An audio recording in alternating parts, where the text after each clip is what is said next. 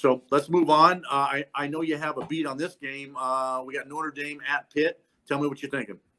Yeah, this is a game. This is one of the big games for me this weekend. I've already jumped on this. Pittsburgh getting 10 at home against Notre Dame. I love this game. I love Pittsburgh to cover this game, and this is going to be my upset of the week. That I think Pittsburgh's going to win this game. Now their offense has been atrocious. Their defense, Pitt's defense is really. If you look at their numbers, they're one of the top defenses in the country. But that offense is just struggling. I watched that game against Miami. They had 6 possessions in the second and third quarter. 5 of them get inside the red zone, and they scored 12 points. So they left a ton of points, out there against Miami. They should have been in that game, could have won that game. Notre Dame, on the flip side, their quarterback is decent, but they don't have any playmakers on the outside. Those wide receivers can't get separation. I think Pitt is going to be able to lock them down. I think they're going to stop the run. I think that the total in this game is 43.5. So I think this could be another 12-7 game like Notre Dame just played against Louisville. And they only put up 12 points against Louisville, and now they're coming in to face Pittsburgh. Man, I love Pittsburgh in this spot. I don't care who their quarterback is.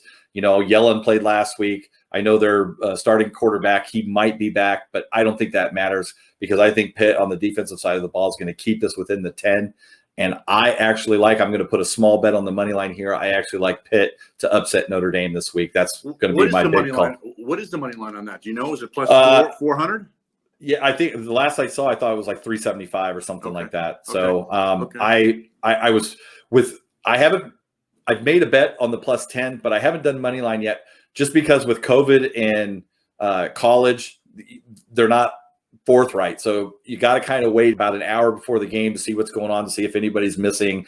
If all of a sudden they're missing 3, 4, 5 guys on that defensive side of the ball, there could be problems, and that changes the handicap and that changes everything. So COVID in college is, you got to kind of tread lightly and be careful with that because we were talking about the Arkansas State and App State, and I know you liked App State in that game. Yeah. And App State just dominated that game, but they had just gone through this whole COVID, virus thing, and there was a lot of talk about they don't know who's going to play. There might be some people out still, so that was just a game I could, it turns out that App State pretty much had everybody, and they dominated that game, but it was just too scary for me. I didn't know, what to do in that game, so I just stayed off it.